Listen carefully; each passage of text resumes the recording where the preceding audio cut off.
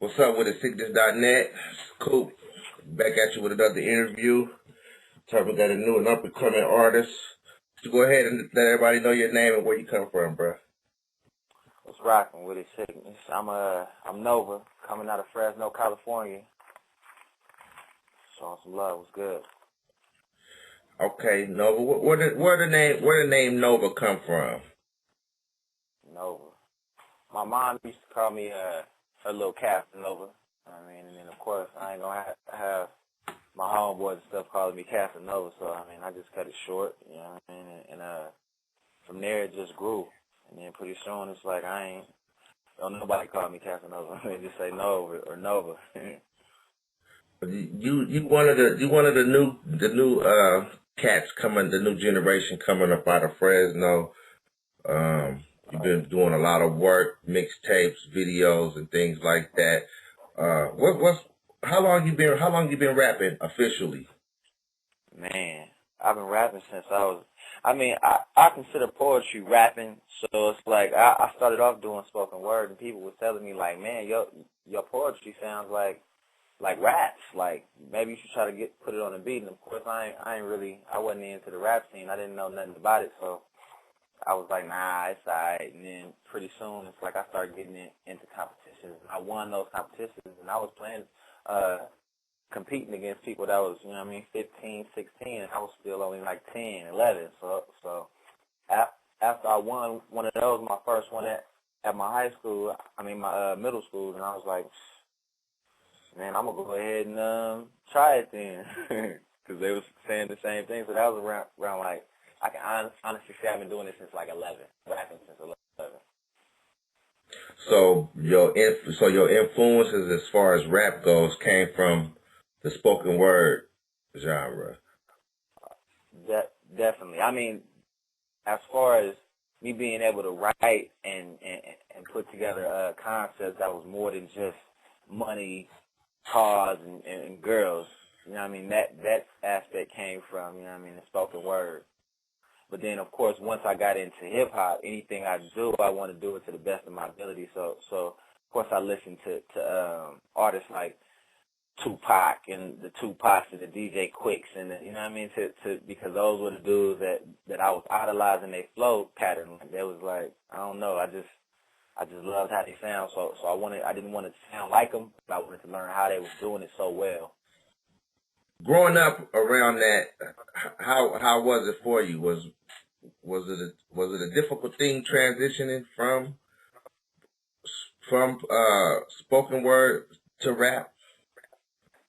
Once you get the hang of it, excuse me. Once you get the hang of it, riding the beat and learning how to create a song, then it starts getting easy. But my main thing was delivery, and I was just like, I was terrible at it. But since I was starting so young, it was far more easier to I had time to actually craft myself. And then of course I had older homies like Diego Red helping me, showing me how to do it. This was back when he was still, when he was what song was that? That In the Know song? That was back then when that was popping. So it was I can definitely say he helped me out with that a lot. He showed me which way to run with it. Of course, once I got older, I grew into my own sound, but having people around like him and being a quick learner, listening to people like Jay-Z and Tupac and the Biggies, that shaped me too. That showed me how to ride those beats the best. So how would you describe your style, and how does it differ from a lot of the rest of the rap cats coming up out of Fresno, or possibly just the younger generation of new artists that's coming up that we hear and see now today? I came up with this little idea, man. It was like it's real easy to say why I'm different, because it's like I kind of copycatted the old game, the old rap game, where people was trying to be different with each song, with each concept. They was trying to be different than all other rappers the concepts, the lyrical flow pattern, like everything. They were trying to be different with each song.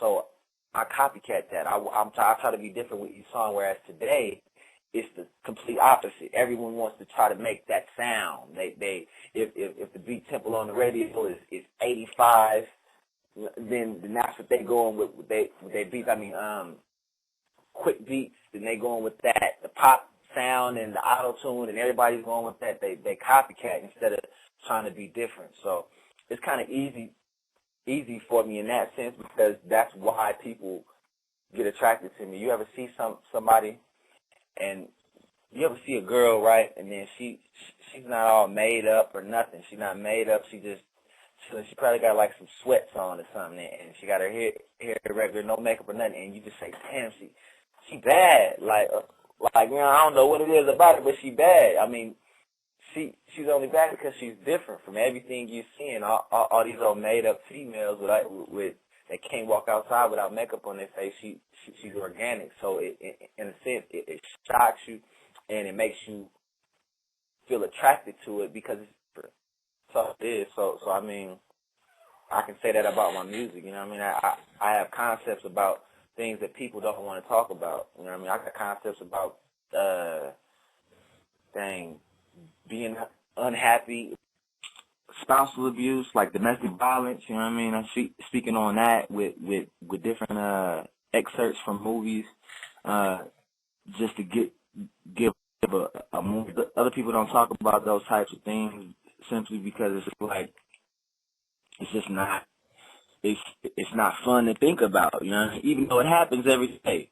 It happens every day. All of us we done been into a situation where it got wild, or we saw one of our homeboys or homegirls get wild with they man or female, and it happens every day. People go to jail more for domestic violence than they do for pistols, and that's just because it happens so much, and they're trying to stop it. You know what I mean? So it's like while people are making songs about whatever they may think is relevant, that it's obviously not as relevant as the factual things. Like, I don't want to make music that somebody can compare my song to someone else's song. You feel me? Like the concept.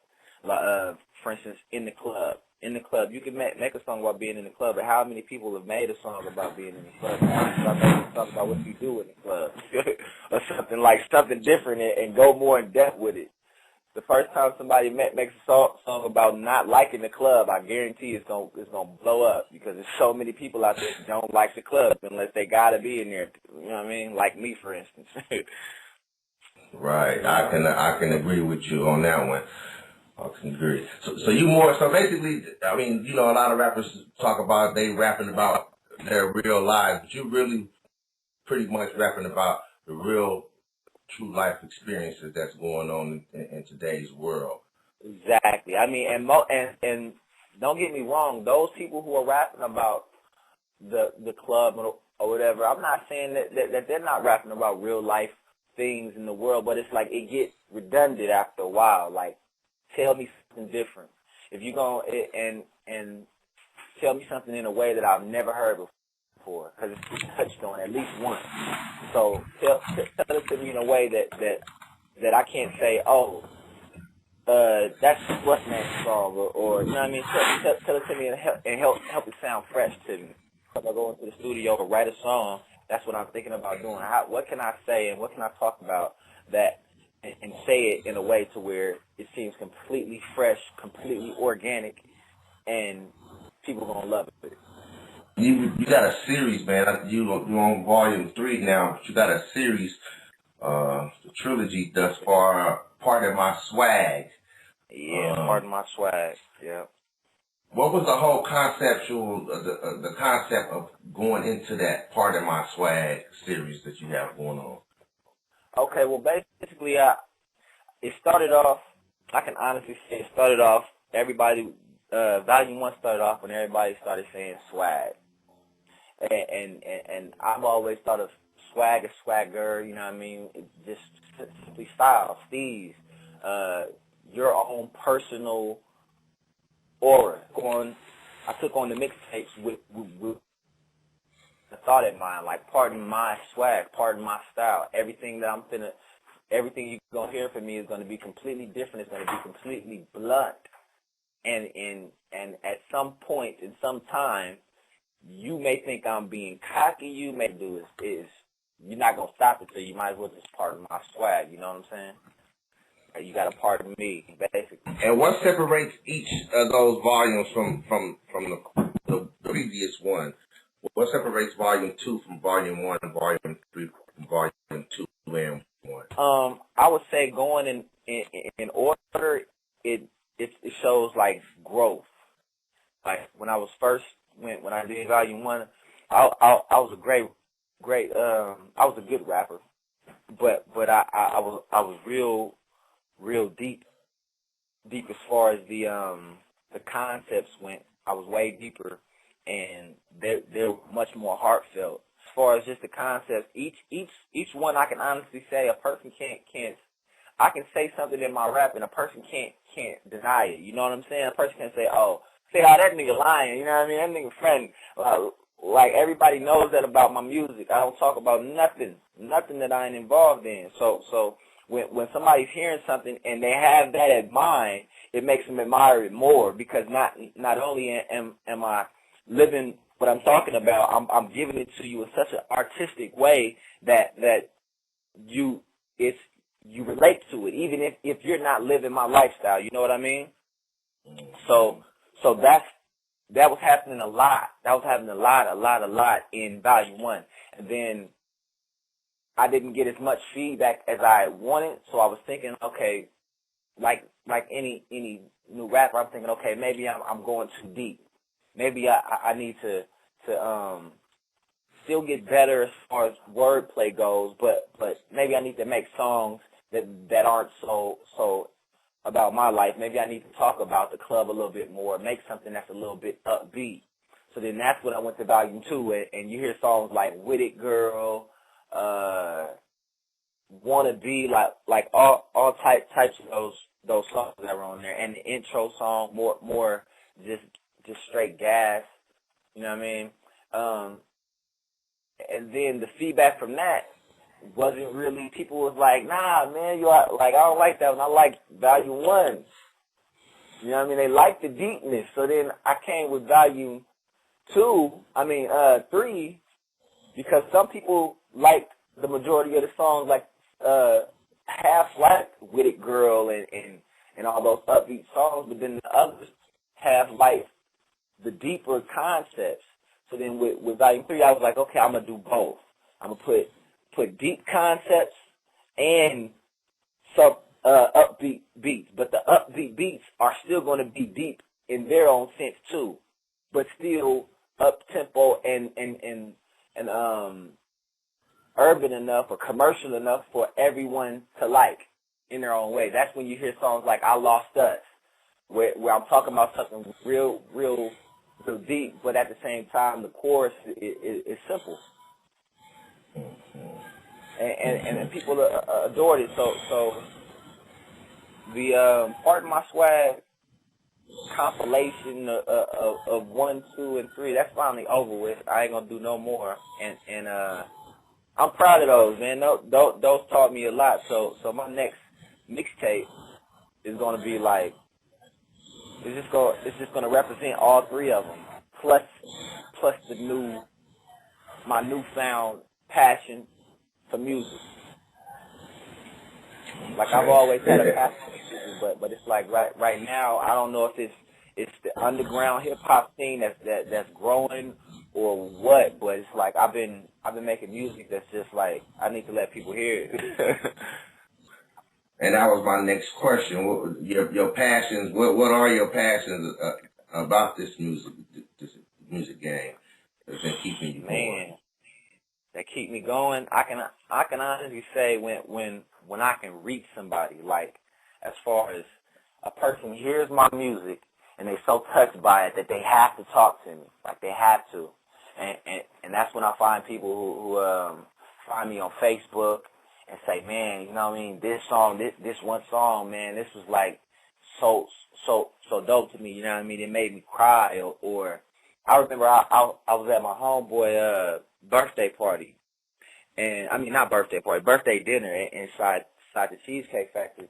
And I'll never forget it. We eating, and then this dude walks up, and this is he a grown man, you know what I mean? So I'm thinking like he's finna talk to one of the dudes at the table because I obviously don't know him. So he walks up to me and he was like, "Hey, you know, but right?" And I'm like, "Yeah, I know." And he was like, "Hey, man, I just had to come up to you and tell you, you know what I mean, how your song "Wake Up" made me feel, man. It was like, you know what I mean, I felt everything you were saying." And then he recited like four or six bars of the part he liked the most, and it was just like it was shocking, my dude.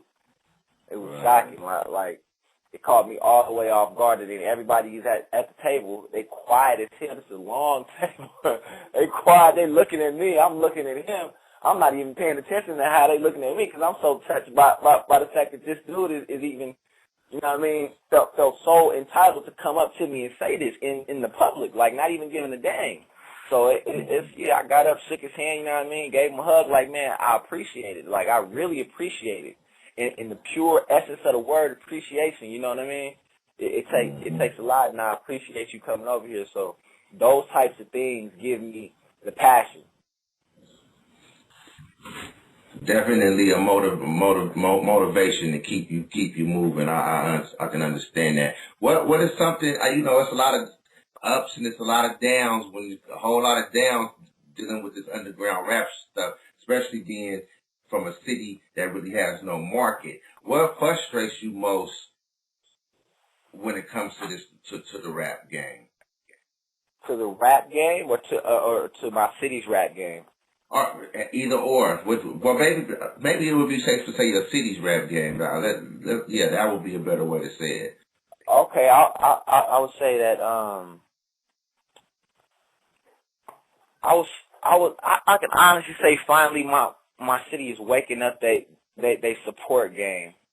Like as far as when people are having shows, you know what I mean? I don't see nobody hating. I see people like K Rich putting together city compilations with all the rappers instead of just his favorite rappers. Like that type of selflessness is really respected by me. So I can honestly say my city's hip hop game is getting better. The only thing that I don't like is when there is shows, the promotion of those shows. You know what I mean? The promotion of those shows and the how professional people are when they're dealing with the artists in the area. You know. I mean, you know, my manager T Free is one of the best promoters I know, but even he can't do everything. So it's like I hate going to a show that could possibly have been huge, like say an Andre Nicotina show or something like that, and I'm rocking, you know what I mean, a couple of places before Andre Nicotina, and it's only 400, 300 people there, you know. It's like yes.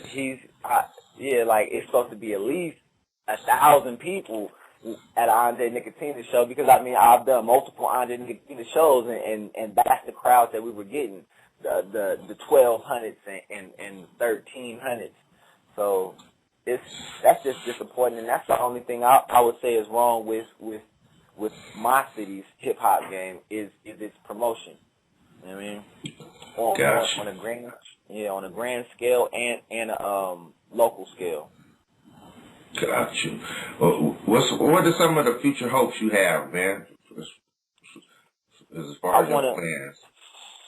I want to give Fresno a voice. You know, like I feel like everyone has their genre of music. You know what I mean? I don't feel like my genre of music is the same as or I don't feel like, not my genre, but my following will consist of Planet Asia's or Fat Shine's following. You know what I mean? I wanna give that I want to be that voice of my city. I want to tell the stories of my city in the purest and underground form, like the stories that people don't talk about, like the real stuff that happens on the West Side at 2 a.m. in the morning when you come to East Side and niggas don't feel what you know what I mean. I want to tell them stories, man, because I got some stories for it. Yeah.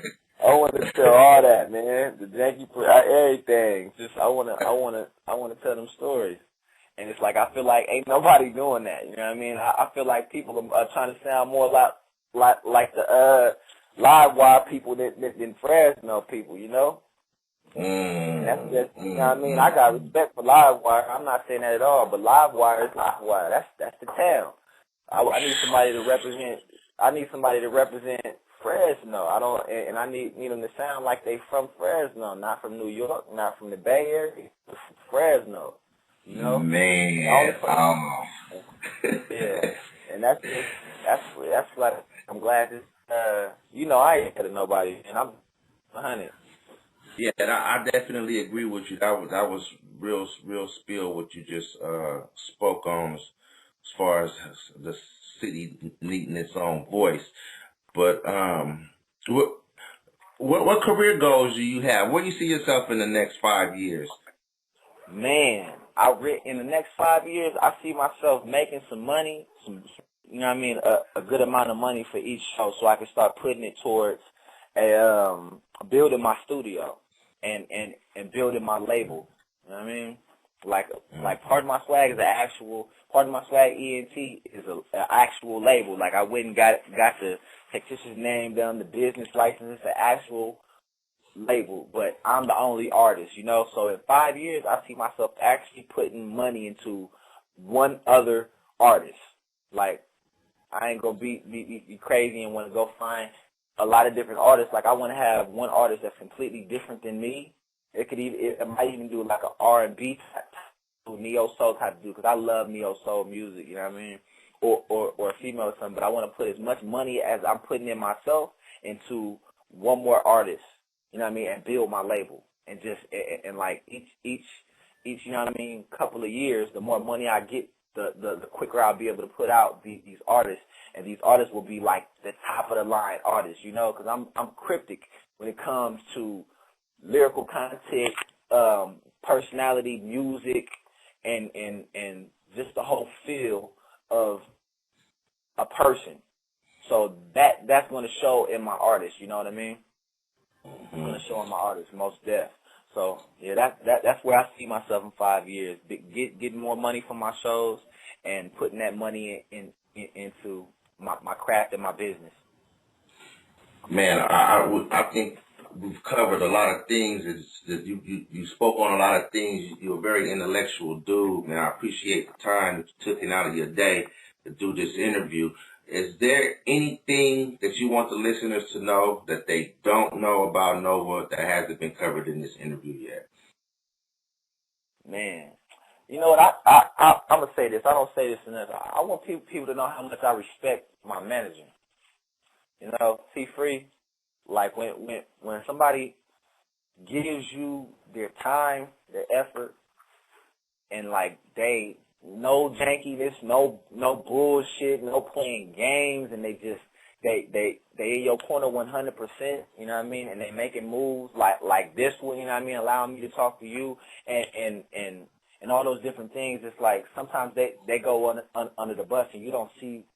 You just notice these artists growing and growing and growing, and you just give all the credit to them. But it's like real good artists have real good managers, you know what I mean, and people who back them and support them. The DJs, the people who do the CDs, you know what I mean. Like we ain't big or got no industry money, so it's like we getting deals done to a pure talent. Some, you know what I mean. Some people want to deal with it strictly because they believe in it. So it's like, I just want to say I respect all those people, and I'm very humble. I'm very humble. Some people say they're humble, but then they turn around and get off the phone, and they're completely not. But it's so before we close out, man, can we give the listeners a quick 16 from you? Show them what Nova working with. Yeah, no problem. Let's see. Being successful makes no sense. like a round square. Put a B in front of that, 'cause I don't be around squares. I be around beds and try to tame monkeys. Jumping out of moving cars, shaking locks. Funny, donkey hoes focused on B instead of honey for the dummies. A pretty mommy instead of her money. Disrespect not intended, I got family from the bay. But if your dreads hang low and you're riding in a scrape, your kids don't know you and your mamas ain't straight. Be smart, fuck dumb, and help your son be great. Wait, this is not a lecture. Knowing my old head is just an overload of sins hiding behind my forehead, my focus. Lyrically destroying who the coldest. Youngest really flowing, shotgunning like I'm oldest. If 2012 the end, I'm glad of what I did. If you can't say the same, then nigga get on your biz. Y'all motherfuckers can't fuck with Young No. Y'all motherfuckers can't fuck with Young No. Hell nah. Yeah, that's that song, No, No, No. That's off Braille, man. That's my new mixtape that's supposed to be coming out. Yeah, man, you dealing with Young No.